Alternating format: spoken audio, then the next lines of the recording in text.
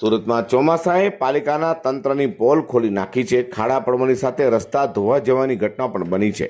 તો હીરાબાગ કાપોદ્રા વિસ્તારના ward number 4 વિસ્તારમાં આવેલા નીલકંઠ સોસાયટીમાં છેલ્લા કેટલાય સમયથી બિસ્માર રસ્તાની ફરિયાદ કરાઈ રહી છે। જોકે સ્થાનિક રહીશો પાલિકામાં ફરિયાદ કરીને થાકી ગયા બાદ છેવટે આમ આદમી પાર્ટીના ત્યાંના સ્થાનિક કોર્પોરેટરો સેજલ માલવિયા અને કુંદન કોઠિયાનો સંપર્ક કરતા તંત્રને ભાજપ શાસકોની નિષ્ફળતા બતાવવા તે તૂટેલા ખાડા ખાબોચિયાવાળા રસ્તા પર ભાજપના ઝંડા લગાવી અનોખું વિરોધ પ્રદર્શન કર્યું હતું।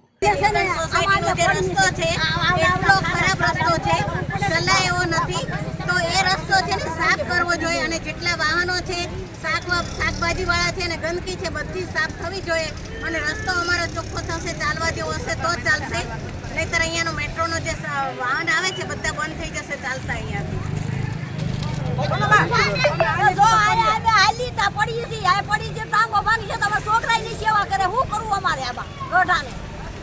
તમારે કાંઈક રસ્તો તો સારો કરી દેવો પડે ને।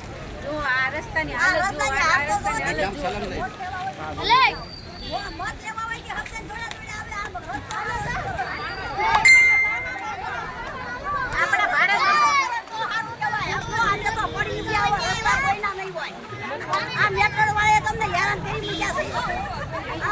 પડશું તમે કાઢ્યા ભાંગશે કોણ સેવા કરશે?